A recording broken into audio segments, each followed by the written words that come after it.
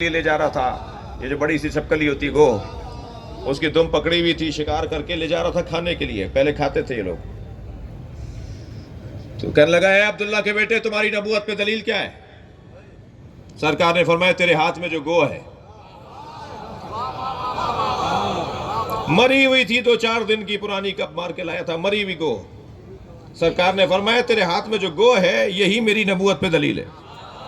کہنے لگا کیا مطلب؟ حضرت نے فرمایا سن، یہ کہہ کر گوہ سے مخاطب ہو، یا عزب من انتا وما انا، اے گوہ بتا تو کون ہے اور میں کون ہوں. وہ جو مردہ گو تھی نا، اس کی گردن ہلنا شروع ہوئی. پہلے تو اس میں جان پلٹی.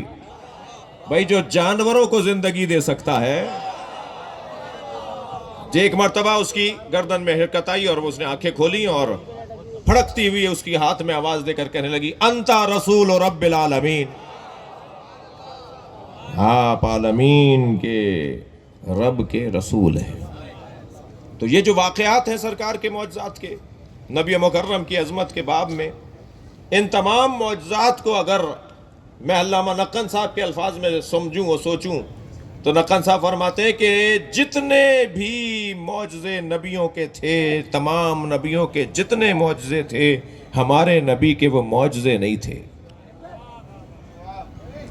تمام نبیوں کے ہزاروں معجزات، تمام نبیوں کے ہزاروں معجزات ہمارے نبی کے معجزے نہیں تھے، مشغلے تھے، روزمرہ کے کام تھے. یہ چاند کا پلٹانا، سورج کا پلٹانا، چاند کے ٹکڑے کرنا، کنکریوں سے باتیں کرنا، جانوروں سے بولنا، پرندوں سے باتیں کرنا، مردوں سے بولنا، یہ میرے مولا کے معجزے نہیں تھے. میرے مولا کا معجزہ کیا ہے پھر؟ نبی کا معجزہ اس کی نبوت پر دلیل ہوتی ہے. حضرت داؤد کا معجزہ لوہے کو نرم کرنا، حضرت عیسیٰ کا معجزہ مردوں کو زندہ کرنا، حضرت مثلا ابراہیم کا معجزہ اپنے سواریوں کے ذریعے، اپنے جانوروں کے ذریعے سے اپنی نبوت کا اظہار کروانا، حضرت سلیمان کا معجزہ جنوں سے، پرندوں سے، ہواؤں سے متعلق اپنے معجزے کا اظہار کرنا. ہمارے نبی کے یہ معجزے نہیں تھے. اس لیے کہ جتنے بھی نبیوں کے معجزے تھے، جتنے بھی نبیوں کے معجزے تھے، وہ فعل تھے، اور فعل وقت کا محتاج ہوتا ہے. وقت گزر گیا، فعل گزر گیا.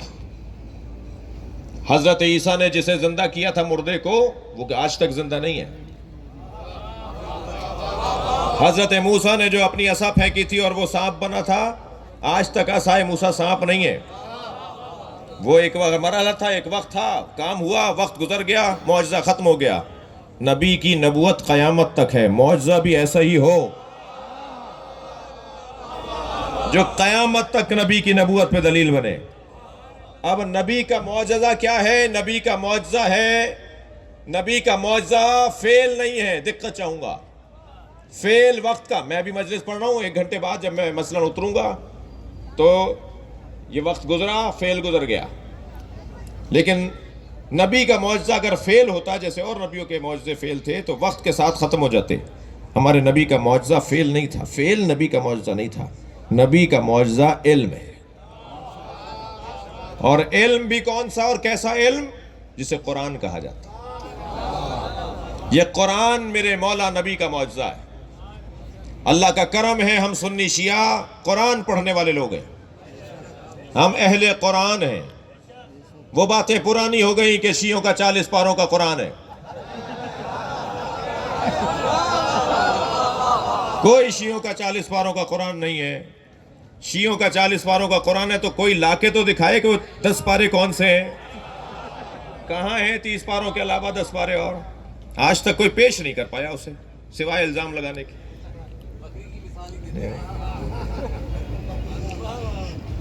کوئی 40 پاروں کا قرآن نہیں ہے. وہی قرآن ہے، کسی بھی شیعہ کا دروازہ بجائیے اور اس سے جا کر کہیے کہ اپنے گھر میں رکھا ہوا قرآن لا کے دکھا دو، وہی قرآن لائے گا جو آپ کے گھر میں رکھا ہوا ہے.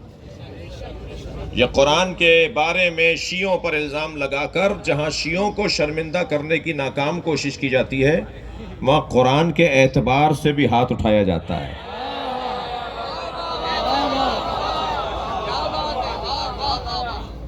یہودی ہنستا ہے اس کے اوپر, عیسائی خوش ہوتا ہے اس کے اوپر, صہیونی تالی پیٹتا ہے اس کے اوپر کہ دیکھو مسلمان اسی میں لڑ رہے ہیں کہ 30 پاروں کا یا 40 پاروں کا. کوئی 30 پاروں کا, کوئی 40 پاروں کا, سب کا وہی 30 پاروں کا قرآن, وہی ایک ہی قرآن. آیات میں بھی کوئی فرق نہیں, زیر زبر میں کوئی فرق نہیں. قرآن کی حقانیت خود قرآن ہے. خبردار قرآن کے بارے میں منفی سوچ. اور یہ بھی جاہلانہ باتیں ختم ہونی چاہیے کہ شیعہ ولد ضالین پڑھتے ہیں اور سنی ولد ضالین پڑھتے ہیں. یہ بھی جاہلانہ باتیں, غیر علمی باتیں. نہیں, کوئی ولد ضالین وہ نہیں پڑھتے, کوئی ولد ضالین ہم نہیں پڑھتے. مخرج کا مسئلہ ہے. زبان اگر ضاد کا تلفظ زبان جہاں دانتوں پہ جا کے لگے گی اور زور لگے گا تو جو آواز نکلے گی وہ لگے گا جیسے دال پڑھ رہے ہو, لگے گا جیسے ضاد پڑھ رہے ہو. حتیٰ پڑھنے میں بھی شیعہ سنی میں کوئی فرق نہیں ہے. میں شیعہ برادری سے کہوں گا, اور اس مجلس میں آدھی برادری, کم سے کم آدھا مجمع میرا شیعہ برادری کا ہے, شیعہ ہیں, ان سے گزارش کروں گا کہ اپنی کچھ کمزوریاں دور کرو. سنیوں کی کمزوریاں میں نہیں بتاؤں گا. سنیوں کی کمزوری سنی علماء بتائیں گے, ورنہ غلط فہمی ہو جائے گی. میں شیعوں کی کمزوری بتاؤں گا. شیعوں کی ایک بڑی کمزوری قرآن سے دوری ہے. عزیزان گرامی, ایک علاقے میں ایک مولانا 1000 گھروں میں کیسے پہنچیں گے بچوں کو پڑھانے کے لیے؟ 1000 گھروں میں 10 مولانا حضرات کیسے پہنچیں گے؟ یہ سوچ کر کے شیعہ ہی قاری چاہیے, شیعہ ہی حافظ چاہیے, شیعہ ہی قرآن کا معلم چاہیے. آپ اپنے آپ کو, میں اپنے بچوں کو قرآن سے دور کر رہا ہوں. جب قرآن ہی دو نہیں ہے تو سنی قاری سے پڑھ لو. نہیں عزیزان گرامی, قرآن سے دوستی بڑھانی ہے, قرآن سے پیار بڑھانا ہے, قرآن سے آشنائی حاصل کرنی ہے. نبی کا معجزہ قرآن, سرکار کا معجزہ قرآن. سرکار کی نبوت آج ہے یا نہیں؟ ہم محمد الرسول اللہ پڑھتے ہیں یا نہیں پڑھتے ہیں؟ تو آپ کا معجزہ کیا ہے؟ قرآن. جب تک سرکار کی نبوت ہے, سرکار کا معجزہ قرآن باقی رہے گا. قرآن پر کوئی ایک آنچ نہیں لا سکتا, اللہ اس کا محافظ ہے. ایک اس کا زیر کم نہیں کر سکتا, ایک اس کا واو بڑھا نہیں سکتا, اس لیے کہ اللہ نے کہا ہے کہ ہم نے اسے نازل کیا ہے اور ہم ہی اس کے محافظ ہیں. قرآن مجید نبی کے معجزات میں سے ایک معجزہ. ایک ایک آیت سرکار دو جہاں کے اوپر نازل ہونے والی ہمارے لیے رہنما. کچھ آیات ایسی ہیں جن آیات کو اپنے گھروں میں فریم کروا کے لگوانے کی ضرورت ہے. یا ایھا الذین آمنوا علیکم انفسکم, اے صاحبان ایمان تمہیں تم پر واجب کیا گیا ہے. میں اپنے اوپر غور کروں بس, دوسرے کے لیے مجھے تحقیق کا حکم نہیں دیا. اللہ نے مجھے کوئی کوتوال نہیں بنایا, کوئی نیب کا سربراہ نہیں بنایا اپنی مخلوق کے اوپر. اس کے پاس پیسہ اتنا کیوں آ رہا ہے, اس کی گاڑی کیوں اتنی اچھی ہو گئی, اس نے گھر کیسے بنا لیا, یہ کہاں سے پیسہ آ رہا ہے. نہیں, تم اپنے اوپر غور کرو تمہارے پاس کہاں سے آ رہا ہے. تم اپنے غور کو غور کرو کہ تمہارا پیسہ حلال ہے یا حرام ہے. عزیزان گرامی, نبی کا معجزہ قرآن. وہ جو قرآن سرکار معجزہ دے کر گئے ہیں, نبی کے زمانے میں نبی کے بغیر سمجھ میں نہیں آ سکتا. جی, نبی ہی سمجھائیں گے کہ قرآن کو کیسے پڑھنا ہے. حتیٰ پڑھنا بھی نبی کے بغیر ہم نہیں سمجھ سکتے, پڑھ بھی نہیں سکتے. هو الذی بعث فیکم رسولا من انفسکم, وہ اللہ جس نے تم میں سے ہی ایک رسول بھیجا ہے. لقد من اللہ علی المؤمنین, اللہ نے مومنین پر احسان کیا ہے کہ انہی میں سے رسول کو بھیجا. کیوں؟ یتلو علیہم آیاتہ ویزکیہم ویعلمہم الکتاب والحکمہ. 4 کام دے کر ہم نے نبی کو بھیجا ہے. تعلیم تلاوت قرآن, تعلیم حکمت. تلاوت قرآن ہر عربی جاننے والا قرآن پڑھ سکتا تھا, یہ نبی پڑھ کر بتائیں گے. یتلو علیہم آیاتہ، قرآن نبی پڑھ کر بتائیں گے۔ عربی جاننے والے قرآن پڑھ سکتے تھے، یہ نبی کیوں بتائیں گے؟ سرکار کا اتنا اہم کام یہ ہے کہ نبی قرآن پڑھ کر بتائیں گے۔ عزیزان گرامی، بحث تو بہت حسین لے آیا ہوں، مگر اس میں زیادہ دیر ٹھہرنے کا ارادہ نہیں ہے۔ الفاظ لہجوں کے پابند ہوتے ہیں، اور جب تک لہجے کے ساتھ لفظ کو اور جملے کو ادا نہ کیا جائے، لفظوں کا اور جملوں کا مفہوم روشن نہیں ہوتا۔ مثلا اردو میں ایک جملہ کہا جائے، آپ آ گئے، اسی آپ آ گئے کو ذرا لہجہ بدل بدل کے بولیے۔ جیسے جیسا لہجہ بدلتا جائے گا، اس کا مطلب بدلتا جائے گا۔ مثال کے طور پر ہم نے سمیع حیدر کاظمی صاحب سے کہا کہ کل ہم حیدرآباد آ رہے ہیں، وہاں آ جائیے گا، اور جیسے ہی یہ وقت مقررہ پہ پہنچے تو ہم نے کہا کہ آپ آ گئے، یعنی جو وعدہ کیا تھا وہ پورا کر دیا۔ مثلا ایک جگہ ہمیں پہنچنا تھا اور ہمارے دوست کو وہاں پہنچنا تھا، اور پھر ہمیں کہیں ساتھ جانا تھا، انہیں دیر ہو گئی اور سارا کام ہمارا دھرا کا دھرا رہ گیا۔ تو جب وہ دیر سے پہنچے، جب ہمارا کام خراب ہو چکا تھا، تو ہم نے کہا آپ آ گئے۔ اب لفظ وہی ہے مگر لہجہ بدلا ہوا ہے۔ اچھا، ایک صاحب ایسے بھی ہیں کہ جنہیں پتا چل جائے کہ فلاں کے گھر دعوت ہے، تو یہ ضروری نہیں ہوتا کہ انہیں بھی دعوت دی جائے۔ دعوت کسی کی بھی ہو، حاضری ان کی ضروری ہوتی ہے۔ تو دسترخوان لگا ہوا تھا، جیسے ہی انہیں آتے دیکھا تو ہم نے کہا آپ آ گئے۔ بھائی لہجہ بدل رہا ہے، لفظ وہی ہے۔ یہ جو اللہ کا کلام قرآن ہے، کوئی بتائے تو صحیح کہ اللہ کا لہجہ کیا ہے، اور اللہ کا لہجہ وہی بتائے گا جو اللہ سے پڑھ کر آیا۔ صلوات پڑھیں سرکار کی ذات پر۔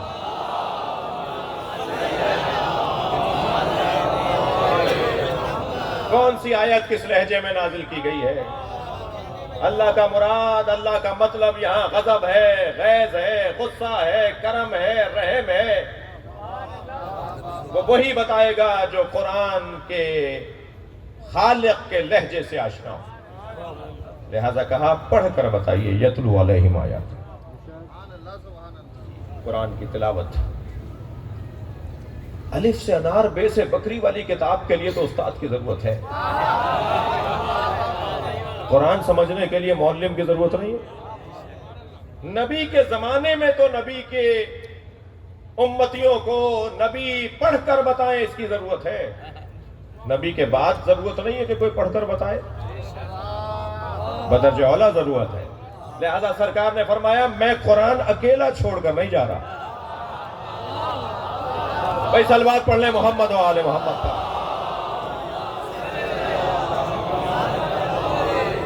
میں قرآن کے ساتھ قرآن کا معلم چھوڑ کر جا رہا ہوں، اور قرآن کا معلم کون ہے؟ کبھی تو نام لے دیا، کبھی پورا خاندان بتا دیا،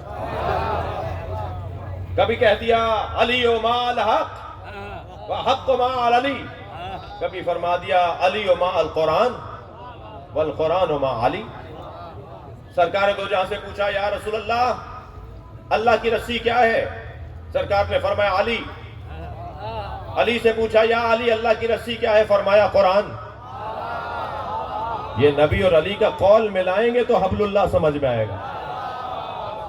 قرآن اور علی یہ مل کر اللہ کے معرفت کا اور اللہ کے قرب کا ذریعہ ہے۔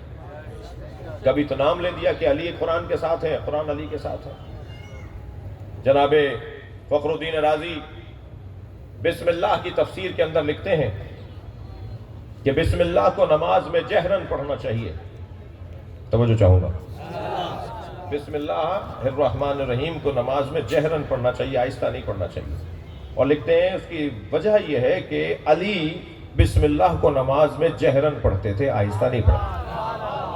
اور پھر آگے دلیل لکھتے ہیں کہ اس لیے میرا یہ حکم ہے، میرا یہ فیصلہ ہے کہ جہرن پڑھنا چاہیے، کیونکہ علی پڑھتے تھے اور علی پڑھتے تھے، اس لیے جہرن پڑھنا چاہیے، اس لیے کہ نبی نے فرما دیا کہ علی قرآن کے ساتھ ہے، قرآن علی کے ساتھ۔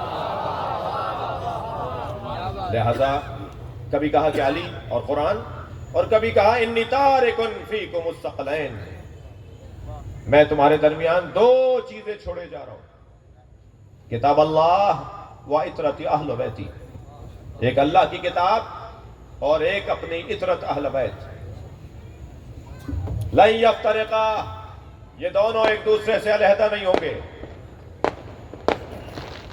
ان تمسکتم بہما لن تضلوا بعدی، اگر تم ان سے متمسک رہے تو ہرگز گمراہ نہیں ہوگے. یہ پیغمبر اکرم نے ہماری ہدایت کے لیے قرآن کے ساتھ ہمیں اہل بیت دیے، عطرت مصطفیٰ، اہل بیت مصطفیٰ، یہ ساتھ ساتھ رہیں گے. دقت چاہوں گا اس جملے پر جو کہنے جا رہا ہوں.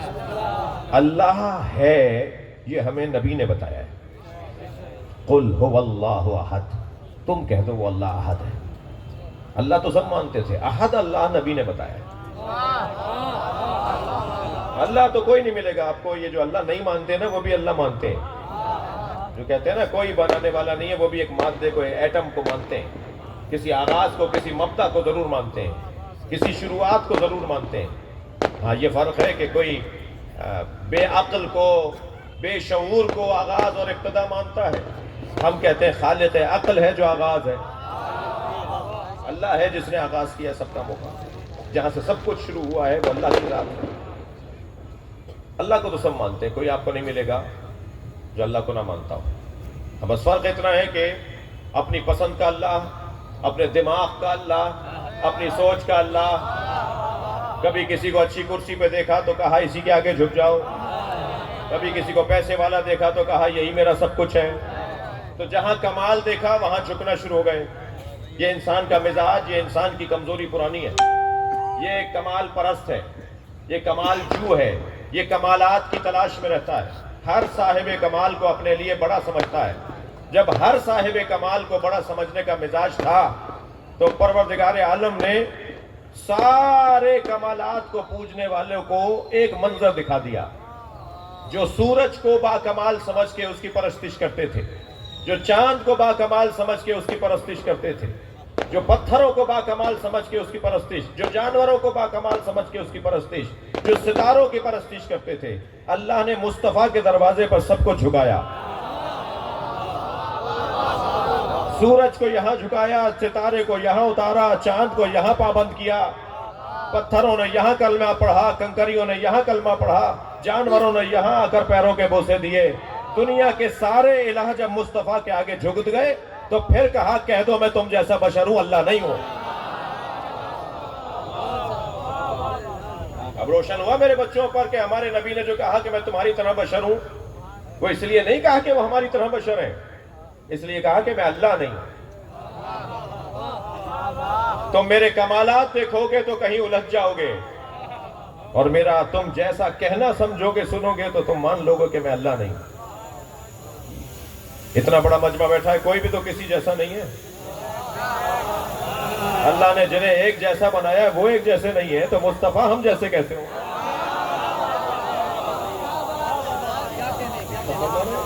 نہیں عزیزان گرامی، یہ بحث بڑی حسین بحث ہے اور بہت روشن بحث ہے کہ نبی کو اپنے جیسا کہنے والا. میں تو اس کے بارے میں ایک موٹی سی بات کہہ کے گزر جاتا ہوں، اسے کہا کرو کہ اپنا چہرہ آئینے میں جا کے دیکھو. تمہاری حیثیت بھی ہے کہ تم نبی کو اپنے جیسا کہو. عجیب بات ہے، عجیب داستان ہے. ہم جیسے ہیں، ہمارا تو سایہ ہے. ہمارے نبی کا سایہ نہیں تھا. میری انگلی کٹ جائے گی تو خون نکلے گا، لیکن جب امام حسین کو بھوک لگتی تھی اور سیدہ دور ہوتی تھی تو نبی اپنا انگوٹھا مولا حسین کے منہ میں دے دیتے تھے. نبی کے انگوٹھے سے دودھ نکلتا تھا.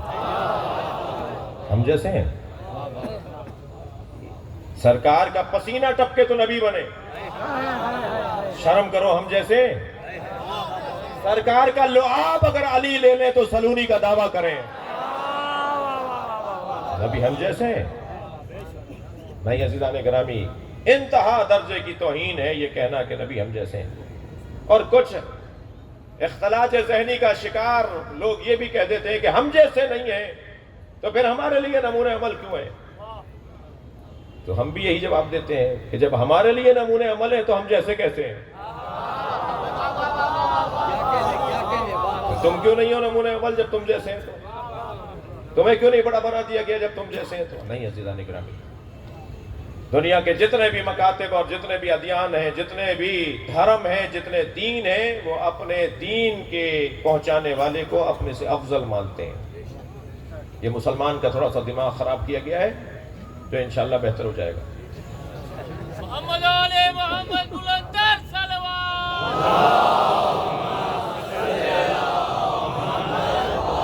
میں ان سنی علماء کرام کو سلام پیش کرتا ہوں اور آپ سے بھی گزارش کروں گا کہ آپ اپنے علاقے کے علماء اہل سنت کا ایسا ہی احترام کریں جیسا آپ شیعہ عالم کا کرتے ہیں۔ اگر آپ کے محلے میں کوئی سنی عالم آتا ہوا نظر آئے، آگے بڑھ کر سلام کریں اور اسے بتائیں میں شیعہ ہوں۔ اور وقت بہت بہتری کی طرف ہے، خاص طور پر چہلوں میں امام حسین نے تو پاکستان کا رنگ بدل دیا۔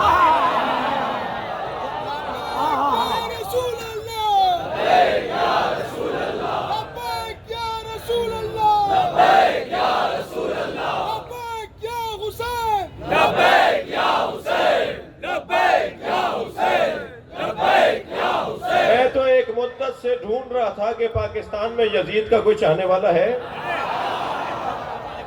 الحمدللہ چہروں سے نقابیں اتر گئی ہیں۔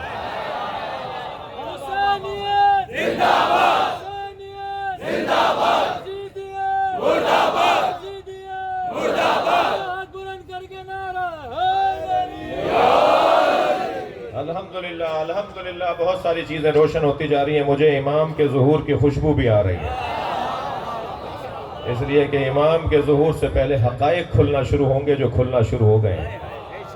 میں اپنی قوم کی طرف سے ہر جگہ پورے پاکستان میں، اسلام آباد سے لے کر کراچی تک کا اور یہاں تک کا سفر کرتا ہوا گزشتہ 2 مہینوں میں آپ کی خدمت میں حاضر ہوا ہوں۔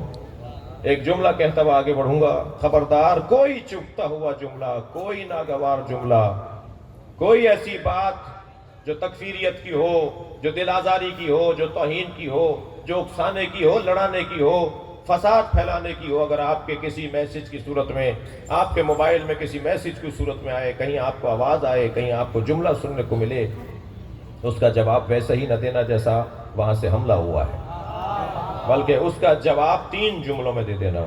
سب سے پہلا جملہ حسینیت، دوسرا جملہ یزیدیت، تیسرا جملہ پاکستان۔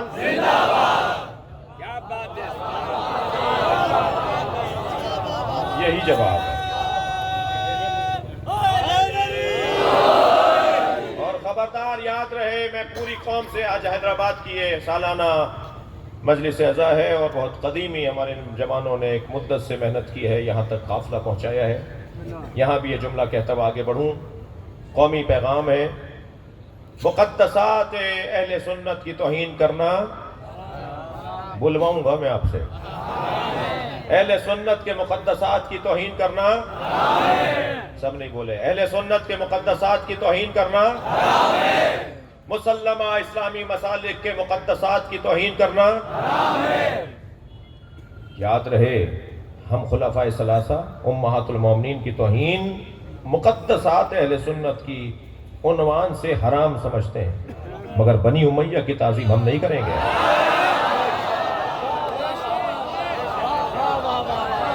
یاد رہے، حضرت عثمان 30 خلیفہ بنی امیہ میں سے ہیں، یہ اس قاعدے میں نہیں آتے، میرے جملے کے قاعدے میں، اس قاعدے میں نہیں آتے۔ خلفائے ثلاثہ امہات المومنین کی توہین کرنا حرام ہے، مگر بنی امیہ کی تعظیم ہم نہیں کریں گے۔ کیا کرو گے تم؟ گلا کاٹو گے؟ ہم نے گلے دے دے کر تو شہر بسائے ہیں بھائی۔ جن شہروں میں قبرستان نہیں ہوتے وہ شہر نہیں ہوتے، شہر ہوتا ہی وہ ہے جہاں قبرستان ہو۔ صلوات پڑھیں محمد و آل محمد پر۔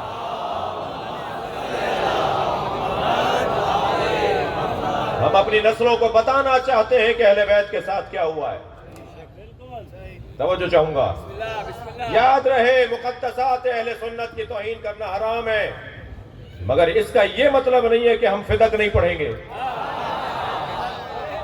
ہم غدیر نہیں پڑھیں گے، ہم مولا علی کی خلافت کے اوپر گفتگو نہیں کریں گے۔ یہ ساری باتیں ہوں گی۔ ہاں، ہم تو پہلے بھی بہت محتاط اور مؤدب انداز سے، علمی انداز سے بات کرنے کے قائل ہیں۔ جو ہمارے درمیان کچھ غیر محتاط لوگ رہے، ہم ان کے پیچھے نہیں کھڑے ہوئے۔ ہم نے ان کا ساتھ نہیں دیا. علماء اہل سنت نے بھی اپنے غیر ذمہ دار سنی خطیبوں کا ساتھ نہیں دیا. دیوبندی علماء نے بھی اپنے غیر ذمہ دار لوگوں کا ساتھ نہیں دیا. شیعہ علماء نے بھی اپنے غیر ذمہ دار خطیبوں اور ذاکروں کا ساتھ نہیں دیا. ہم انہیں دعوت فکر دیتے آ رہے ہیں کہ محتاط ہو جاؤ، اور الحمدللہ وہ محتاط ہو رہے ہیں. متحمل نہیں ہے پاکستان چینج آف بلاک کی طرف ہے، نئے دوستوں کی تلاش میں. نئے دوست مل چکے ہیں، ان سے دوستیاں بڑھ رہی ہیں. جب نئے دوست ملتے ہیں تو پرانے دوستوں کے دل چھوٹے ہوتے ہیں. پاکستان کے پرانے دوست دل چھوٹا کر رہے ہیں، خفا ہو رہے ہیں. انہیں دعوت دے رہے ہیں، انہیں پیغام دے رہے ہیں، پاکستان کو ترقی کرنے دو، پاکستان کو آگے جانے دو. یہ جو ہمارے پاکستان کے اندر، ہمارے ملک کے اندر گزشتہ ایک مہینے کے اندر جو کچھ ہوا، اس کے پیچھے کیا سازش تھی؟ پر وقت علماء اہل سنت، ریاست پاکستان نے، حکومت پاکستان نے اور علماء اہل سنت اور اہل تشیع نے پر وقت مسئلہ سمجھ کر مسئلے کو حل کیا. مسئلہ کیا تھا؟ ایک جملے میں کہہ دوں، یاد رہے پاکستان کا سنی اور شیعہ اسرائیل کو تسلیم نہیں کرے گا. لبیک یا حسین،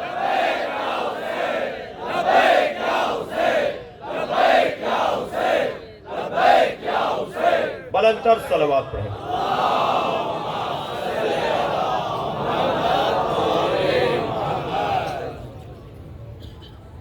نبی مکرم کی عظمت کا باب. اپنے بعد قرآن کے ساتھ اہل بیت کو چھوڑ کر جائیں. اور جب اہل بیت کا تعارف کروایا میدان مباہلہ میں،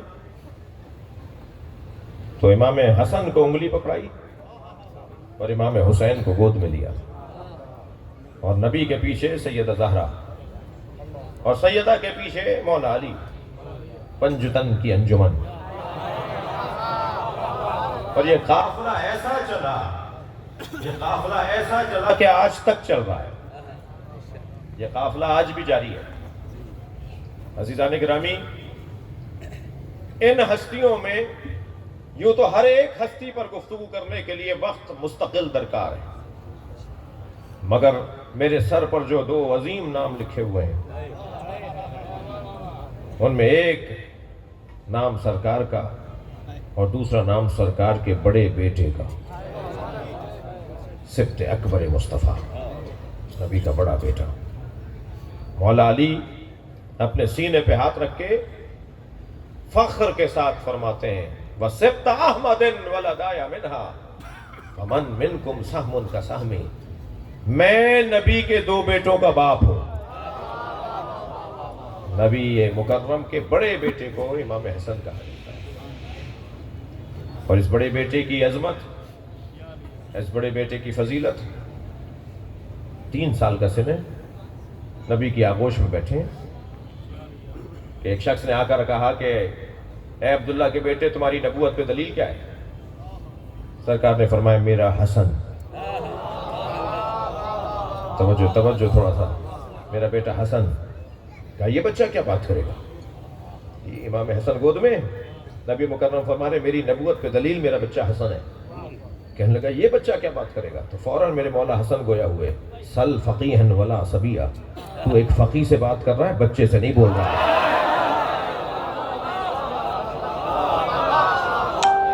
اور سن کل رات کو تو فلاں محفل میں تھا، اور وہاں تم نے طے کیا کہ میرے نانا کو آ کر اس طرح سے سوال کر کے اپنے گمان میں شرمندہ کرو گے، اور وہاں طے پایا کہ تو آئے گا میرے نانا کی محفل میں جیسے آج ابھی آیا ہے، اور وہاں تم نے طے کیا کہ کیا سوال پر سوال کرنے ہیں اور کیسے نبی کو اپنے گمان میں شرمندہ کرنا ہے. تم رستے میں چلے تو فلاں مقام پر تم رکے، اور وہاں تمہیں 2 لوگ ملے جن میں سے ایک نے تمہیں یہ ٹوکا، سمجھایا کہ یہ کام نہ کرو، ذلیل ہو جاؤ گے، مگر تم نے اس کی بات کو نہیں مانا.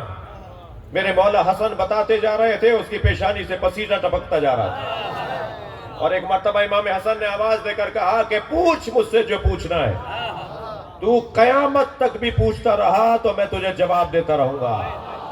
پھر اس کے بعد میرے مولا حسن کا جملہ سنے. مولا فرماتے ہیں، اللہ اکبر، مجھ سے پوچھ لے، اس لیے کہ ان دی بحر علم، ان دی بحر علم، میرے پاس علم کا سمندر ہے، لا تقسمہ الدوالی، اور سمندروں کو ڈولوں سے خالی نہیں کیا جاتا۔ صلوات پڑھیں گے مولا کی ذات پر۔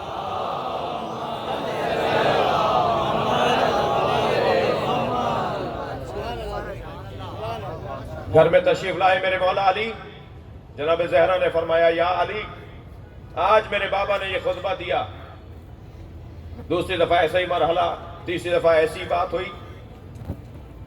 مولا علی نے پوچھا کہ یہ سارا خطبہ آپ کو کس نے بتایا ہے؟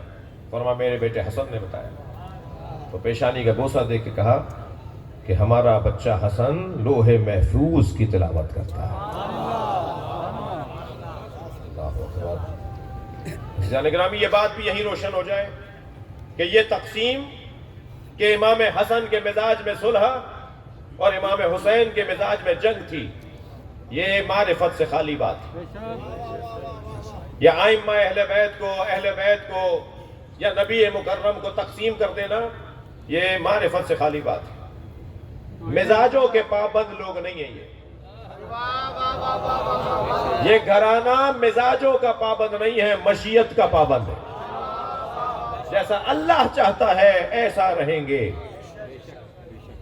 کیا فرمایا؟ ہما امامان، میرا حسن اور حسین، نبی کا فرمان، ہما امامان قاما و قعدا، حسن اور حسین دونوں امام ہیں۔ اب ترجمہ کیا ہوتا ہے ہمارے یہاں؟ چاہے ایک بیٹھا ہو ایک کھڑا ہو، یہ ترجمہ غلط ہے۔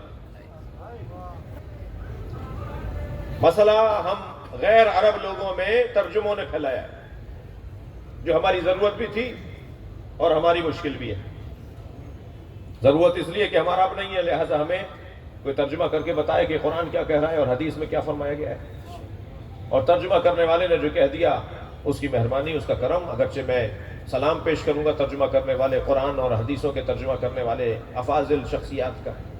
اب اگر فرض کریں انہوں نے 4 لاکھ الفاظ کا ترجمہ کیا ہو اور 5 جگہ ان سے بے توجہی ہو گئی ہو، تو اب 5 کو لے کر نہیں ہم پھریں گے۔ ان کی وہ جو 5 لاکھ کی انہوں نے خدمت کی ہے اسے یاد رکھنا ہوگا۔ لیکن وہ جو 5 چیزیں نکل آتی ہیں وہ بھی کبھی کبھی خطرات لے آتی ہیں۔ کتنی مشہور حدیث ہے، ان الحسن والحسین سیدا شباب اہل الجنہ، ترجمہ کیا جاتا ہے حسن حسین جوانان جنت کے سردار ہیں۔ ترجمہ ٹھیک نہیں ہے۔ اس کا مطلب یہ ہے مر جاؤ جنت میں چلے جاؤ تو 2 سردار ملیں گے جنہیں حسن حسین کہتے ہیں، یعنی نبی فرما رہے ہیں کہ مردوں کے سردار ہیں حسن حسین۔ یہ نبی نے کہا ہی نہیں ہے، یہ نبی تو فرما رہے ہیں ان الحسن والحسین سیدا شباب اہل الجنہ، حسن حسین جوانان اہل جنت کے سردار ہیں۔ اور اہل جنت ہونے کے لیے مرنا ضروری نہیں ہے۔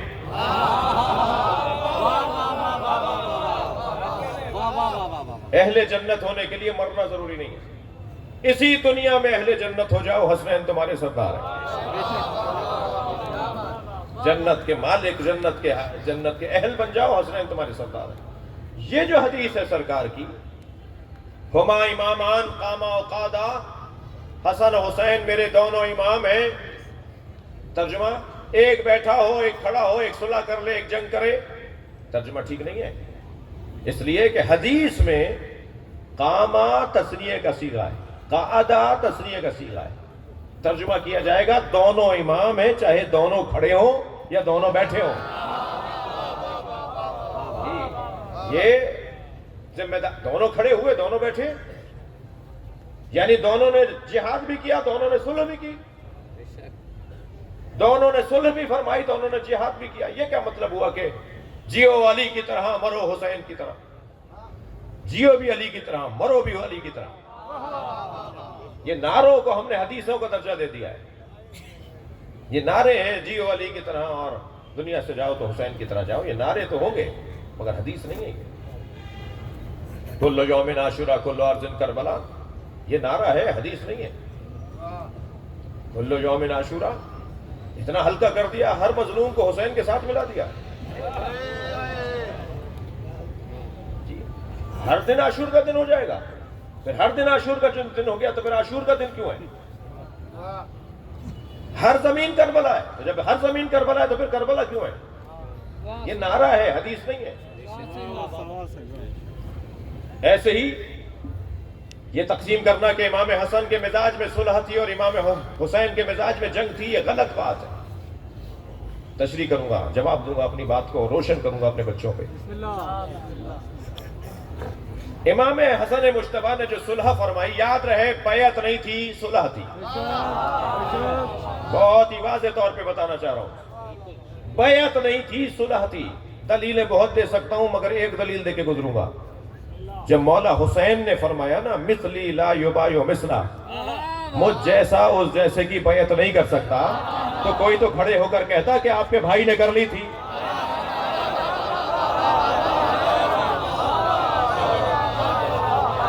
میرے مولا حسن نے، صلوات پڑھے محمد و آل محمد.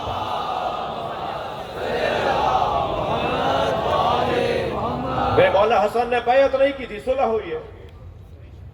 اور صلح بھی کیا ہوئی ہے ذرا سن لیجئے علامہ اقبال کے زبان میں. علامہ اقبال کیا فرماتے ہیں؟ فرماتے ہیں ہاں یکے شمع شبستان حرم، وہ ایک زہرا کا لال جو حرم الہی کی شمع ہے، جس کی وجہ سے کعبہ کھلا ہوا ہے، جس کی وجہ سے طواف ہو رہا ہے، جس کی وجہ سے خانہ کعبہ میں رونق ہے. جی ہاں یکے شمع شبستان حرم، حافظ جمیعت خیر الامم، جس نے نبی کی امت کو مرنے سے بچایا. یہ دو مصرے سننے کے بعد ذرا دو مصرے اور سنیے جو اسی سے تسلسل میں ہے.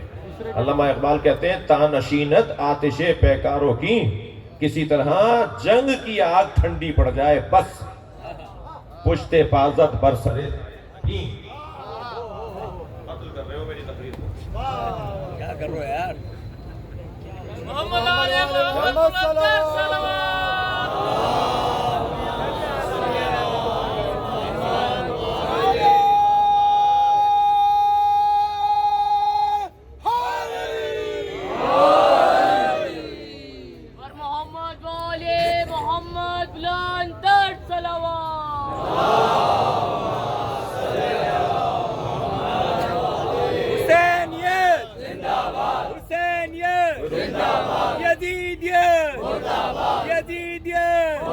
بابا دے بلندارے سلوات.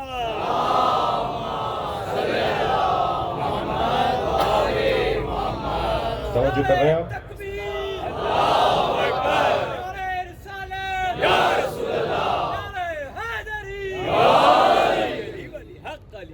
محمد وآل محمد بلندر صلوات.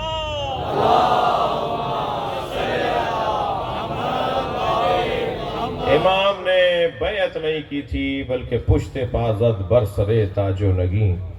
امام حسن نے تاج و تخت کو لات ماری تھی، چھوڑ دیا. جی مزاج کا مسئلہ نہیں ہے، مشیت کا مسئلہ ہے. امام حسن کی صلح کے بعد 10 سال تک امام حسین نے صلح کی، اپنے بھائی کی صلح پر قائم رہے. جو یہ کہتے ہیں نا کہ ان کے مزاج میں یہ اور ان کے مزاج میں یہ، انہیں کہہ رہا ہوں 10 سال تک اپنے بھائی کی تحریر پر باقی رہے. آخری شق کے ٹوٹنے کا انتظار تھا. آخری شق یہ تھی کہ اگر تمہاری رحلت ہو جائے تو حکومت میرے حوالے ہوگی، اور اگر میری رحلت ہو جائے تو میرے بھائی حسین کے حوالے ہوگی. یہ آخری شق تھی جس کے ٹوٹنے کا انتظار تھا. اور جیسے ہی فیصلہ ہوا کہ اب حاکم ہے مسلمانوں کا حاکم یزید ہے، یہ آخری شق ٹوٹ گئی. 10 سال تک امام حسین نے صلح کی اور پھر میدان میں آئے. پھر بھی جنگ کرنے نہیں آئے. جنگ کرنے کوئی بچوں کو لے کر نہیں آتا. مزاج میں جنگ نہیں تھی، پابند مشیت ہے. عزیزان گرامی، امام حسن کی سیرت کے حسین پہلو ہیں. حیدرآباد کی یہ مرکزی مجلس ہے، ایک بہت بڑی تعداد میں میرے عزیز تشریف فرما ہے، اور جوانوں کی تعداد کچھ کم نہیں ہے. جوان کو جذبات اور احساسات اور غصے اور شدت سے تعبیر کیا جاتا ہے. جوان جو جلدی جوانی دکھائے، جوان جو دیوانی دکھائے نہیں. عزیزان گرامی، فرش عزائے حسین پہ بیٹھنے والا جوان دیوانہ نہیں ہوتا، بامعرفت ہوتا ہے۔ اس کے احساسات اور اس کے جذبات اپنے مولا کے حکم کے پابند ہوتے ہیں۔ آستینیں لوٹ لینا شجاعت اور بہادری نہیں ہے، ذمہ داریوں کی ادائیگی شجاعت اور بہادری ہے۔ اور یہ پیغام امام حسن مجتبیٰ کی زندگی کا بڑا حسین اور روشن پیغام ہے کہ اپنے فرائض کو سمجھو اور پھر ان کی ادائیگی میں اپنی توانائیوں کو استعمال کرو۔ میرے مولا نبی فرماتے ہیں ان کانا حلمن شخصا لکانا حسنا، اگر حلم اور بردباری کوئی شکل، کوئی صورت، کوئی ہیکل تبدیل کر کے آ جائے تو اسے حسن کہا جاتا ہے۔ امام حسن کی زندگی کا حسین پہلو بردباری ہے، تحمل مزاجی ہے، حلم ہے، صبر ہے، برداشت ہے۔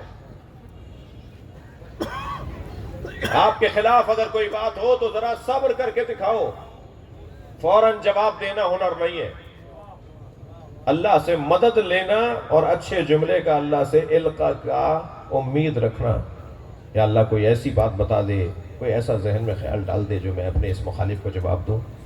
آپ یقین جانیے گا کہ صبر کے بعد جو لطف اور ذائقہ انسان کو اپنے روح کے اندر آتا ہے وہ کسی اور چیز سے نہیں آتا۔ معصوم فرماتے ہیں، مولا حسن فرماتے ہیں ان لم تکن حلیما فتحلم، اگر حلیم اور بردبار نہیں ہو تو پھر حلم اور بردباری کا مظاہرہ کر کے دکھاؤ۔ جی لفظ ریاکاری تو یہاں اچھا نہیں لگے گا، لیکن سمجھنے کے لیے کہہ رہا ہوں کہ دکھاوا کر کے دکھاؤ، دکھاوا کرو، بردباری کا، تحمل مزاجی کا دکھاوا کرو۔ کسی نے کوئی بات کہہ دی، دکھاؤ کہ تم غصہ نہیں کرتے، تم برداشت کرتے ہو، تمہارے مزاج میں ٹھہراؤ ہے، تمہاری طبیعت میں اطمینان ہے۔ وہ گالی دے رہا ہے، وہ بدتمیزی کر رہا ہے، امام حسن کے چاہنے والوں سنی شیعوں سے مخاطب ہو۔ وہ بے ادبی کر رہا ہے، وہ بدتمیزی کر رہا ہے، امام حسن فرماتے ہیں ذرا مظاہرہ کر کے تو دکھاؤ کہ تم برداشت بھی رکھتے ہو۔ شام سے آیا مسافر دیکھتا ہے امام حسن اپنے چاہنے والوں کے ساتھ مدینے میں گزر کر رہے ہیں، ایک گلی سے گزر رہے ہیں۔ دور سے دیکھ کر کہنے لگا اتنا احترام یہ کس کا ہو رہا ہے، کون ہے جو ان کے درمیان چل رہا ہے؟ کیا یہ حسن مجتبیٰ ہے؟ تو وہیں سے آواز دی، مولا علی کو لعن کی، اس نے گالی دی مولا کو، سب کیا مولا علی پر، اور پھر جناب زہرا کی توہین کی، پھر امام حسن کی توہین اور امام حسین کا نام لے کر توہین کی۔ امام حسن کا رخ کسی اور طرف تھا، حضرت نے یہ آوازیں سن کے اس کی طرف دیکھا، چاہنے والے غصہ کر رہے تھے تو امام نے فرمایا خاموش ہو جاؤ، اور اس کے قریب بڑھنے لگے۔ کچھ فاصلے پر جا کر امام نے دو باتیں کی، بڑا پیغام ہے میرے لیے اور آپ کے لیے۔ پہلی بات تو امام نے یہ فرمائی کہ تم مسافر ہو، تھکے ہوئے ہو، سفر سے آئے ہو، اور ہم اس شہر کے رہنے والے ہیں، ہم تمہارے لیے قیام و طعام کا انتظام کرنا جانتے ہیں، اور جب تم قیام و طعام سے فارغ ہو لو تو پھر ہم سے بات کرنا، اور اگر یہی تمہارا خیال پھر بھی رہے تو اگر تم سچے ہو تو اللہ ہمیں معاف کرے، اور اگر تم سچے نہیں ہو تو اللہ تمہیں معاف کرے۔ عزیزان گرامی، آج بہت آسان ہو گیا ہے، یہاں سے ایک میسج آیا فوراً ان سے برداشت نہیں ہوا، انہوں نے ایک اور میسج ڈال دیا، اور یہ خیال نہیں کر رہے کہ یہ سائبر کرائم کیا ہوتا ہے، اور آپ کے ریکارڈ بنائے جاتے ہیں، اور آپ یہ غلط کر رہے ہیں جو کر رہے ہیں، آپ دل آزاری کر رہے ہیں، آپ توہین کر رہے ہیں، آپ بے ادبی کر رہے ہیں، پھر مسائل کھڑے ہوں گے۔ خبردار، غلطیوں پر ایف آئی آر کٹیں تو قومی لیڈروں سے بھیک نہ مانگنا، قومی لیڈروں سے بھیک نہ مانگنا، اور ماتم پہ ایف آئی آر کٹے تو ڈرنا نہیں۔ ہمارا حق ہے، ہم اس ملک کے اندر اپنی عبادت کو انجام دینا چاہتے ہیں۔ میں گزارش کروں گا، یہ جو چہلم کی مناسبت سے مشیوں پر ایف آئی آر ہوئی ہیں، ان کے حوالے سے ایک پالیسی آپ کو بیان کر کے جا رہا ہوں۔ کیا پریشانی ہے آپ کو ایف آئی آر سے؟ جب ہم نے طے کیا تو آپ سے کہیں گے کہ جیل بھر دو، پھر پورے سندھ کی اور پورے پاکستان کی جیلیں بھری جائیں گی، اس لیے کہ ریلی میں 5 نام جو لکھے گئے ان کے ساتھ لکھا گیا ودیگر شرکائے ریلی۔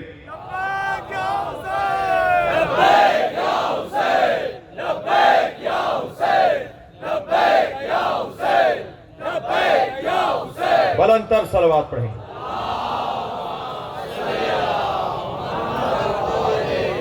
لیکن نہیں، انشاءاللہ بہت جلد پاکستان اور خاص طور پر صوبہ سندھ اور صوبہ پنجاب کی حکومتیں، سنیوں کے اوپر بھی ایف آئی آر کٹی ہوئی ہیں، شیعوں پر بھی ایف آئی آر کٹی ہوئی ہیں، یہاں سے بھی گرفتاریاں ہیں، وہاں سے بھی گرفتاریاں ہیں۔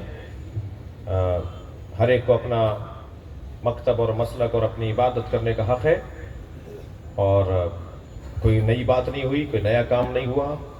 مرکزی جلوس میں شریک ہونے کے لیے چھوٹے علاقوں سے جب لوگ مرکزی جلوس میں شریک ہونے جائیں گے تو ہر ایک کے پاس تو وسائل نہیں ہیں کہ وہ سواریوں کا انتظام کریں۔ پھر ابھی میں جام شروع سے اور کراچی سے اور جام شروع سے ہوتا ہوا آپ کے پاس پہنچا ہوں، میں نے ہر روڈ رستے پہ لوگوں کو چلتے آتے دیکھا ہے، ان کے ساتھ سب کے پاس NOC ہیں کیا؟ یہ جو روڈ رستوں پہ چل رہے ہیں لوگ، ایک جگہ سے دوسری جگہ جا رہے ہیں، ان کے پاس NOC ہیں؟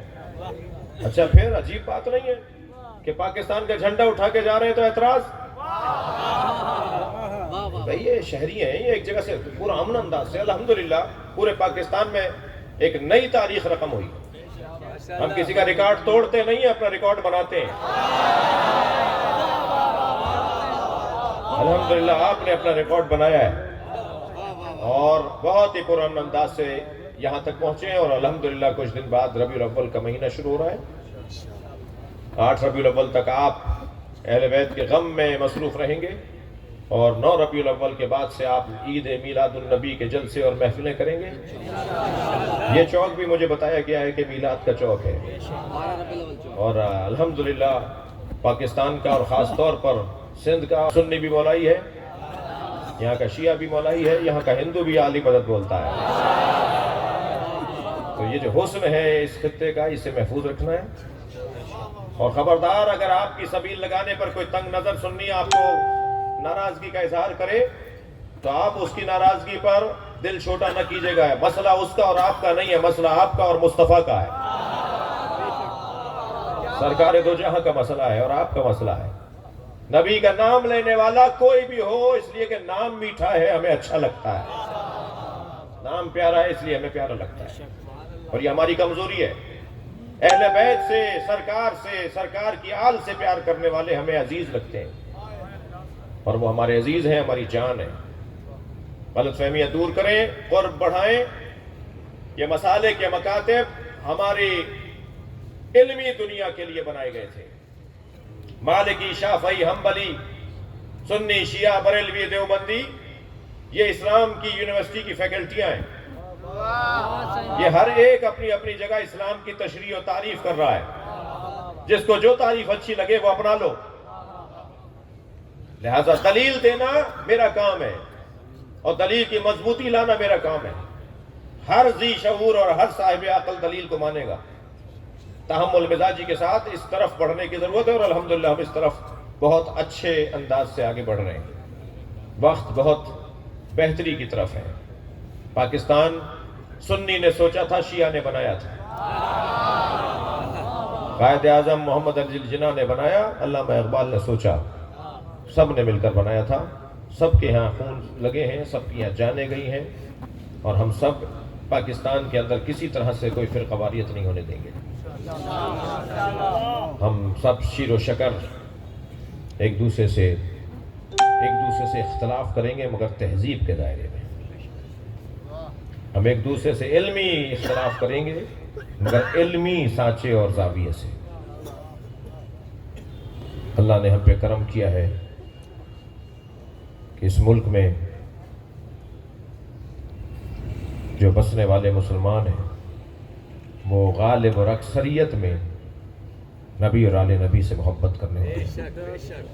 یہاں سنی بھی تفضیلی سنی ہے، باتیں کھلنا شروع ہو گئی ہیں، علمی مباحث روشن ہونا شروع ہو گئے ہیں کہ حسین مولا پہ رونا کوئی بدعت نہیں ہے، بلکہ سنت نبی ہے، اور پھر فطریات کا حصہ ہے، عقلیات کا حصہ ہے۔ میرے عزیزو، یہ کیسے ممکن ہے کہ حسین کی شہادت پہ نبی روئیں اور نبی کی امت کہے کہ یہ بدعت ہے؟ ام سلمہ تم سو رہی ہو، میرا حسین کربلا میں مارا گیا۔ یہ جملہ سرکار دو جہاں کا ام المومنین حضرت ام سلمہ کے خواب میں بی بی فرماتی ہیں سرکار کے سر پہ امامہ نہیں تھا، ابادوش پر نہیں تھی، پیروں میں نالینیں نہیں تھیں، اور نبی کے روئے انور پر کربلا کی خاک لگی ہوئی تھی، اور مجھ سے فرما رہے تھے کہ میرے حسین کو مار دیا۔ عزادارو، چلیے اپنے ذہنوں کو ذرا کربلا لے چلیے۔ کربلا میں ایک بچہ جب مولا سے اجازت مانگنے آیا تو امام حسین نے لوٹا دیا یہ کہہ کے کہ تم اپنی ماں کا سہارا ہو۔ یہ بچہ دوسری دفعہ آیا تو امام نے یہ کہہ کر لوٹا دیا کہ بیٹا تم ابھی کم سن بہت ہو۔ امام شاید چاہتے تھے کہ کسی طرح اس کی شہادت میں تاخیر ہو، اور یہ بچہ جب خیمے میں گیا تو ماں سے کہا ماں تم کہتی ہو کہ جاؤ قربان ہو جاؤ، اور چچا کہتے ہیں کہ تم جاؤ خیمے میں چلے جاؤ۔ تو جناب ام فروہ نے حضرت قاسم کو ایک تحریر دی، قاسم یہ تمہارے بابا حسن نے تمہارے چچا حسین کے نام ایک تحریر لکھی ہے۔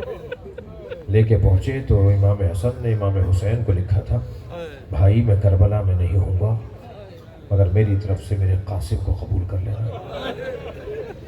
امام نے اپنے بھائی کی تحریر کو آنکھوں سے لگایا اور مقتل کہتا ہے کہ گلے لگ کر حسن مولا امام حسین ابن حسن جناب قاسم سے اتنا روئے کہ دونوں غش کھا کر زمین پر گئے۔ اجرکم اللہ، اجرکم اللہ۔ عزادارو، جب جناب قاسم میدان میں گئے ہیں نا تو ایسے سجا کر حسین نے بھیجا، چہرے پر نقاب لگا دی، امامہ سر پر اس انداز سے باندھا جیسے کوئی دولہا جا رہا ہو، اور جب میدان کربلا روانہ ہو رہے تھے تو یہ کہہ کر روانہ کیا کہ تم میرے بھائی کی نشانی ہو، اور پھر رجس پڑھتے ہوئے فرمایا میرے بچے کو خبردار اکیلا نہ سمجھنا۔ اور جب میدان کربلا میں جناب قاسم گرز لگنے سے زمین پر آئے تو ایک جملہ کہا حضرت قاسم نے چچا میری مدد کیجیے گا۔ امام گھوڑے پر بیٹھ کر یہ جملہ کہتے جا رہے تھے تم میرے یتیم بھتیجے کو اکیلا سمجھتے ہو؟ کہ ایک مرتبہ فوجوں کو یہ احساس ہوا، سپاہیوں کو یہ احساس ہوا کہ حسین نے حملہ کر دیا ہے، وہاں کے سپاہی یہاں دوڑے، وہاں کے گھوڑے وہاں دوڑے، اور جناب قاسم کا لاشا بدن پامال ہو گیا۔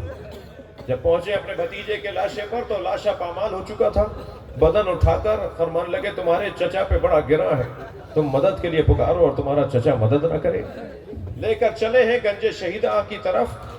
جب بھی لاشا لاتے تھے میرے مولا حسین تو اس لاشے سے متعلق بی بی آگے بڑھ کر استقبال کرتی تھی، لیکن یہ پہلا لاشا ہے کہ اس بچے کی ماں نظر نہیں آ رہی۔ تو امام نے جناب زینب سے پوچھا بہن بھابی ام فروہ کہاں ہے؟ تو بتایا کہ جب قاسم کی شہادت کی خبر آئی تھی تو بی بی پشت خیمہ پہ چلی گئی تھی۔ اب جا کے جناب زینب نے کیا دیکھا، پیشانی سجدے میں ہے اور جناب ام فروہ تسبیح پڑھ رہی ہیں شکرن شکرا حقن حقا۔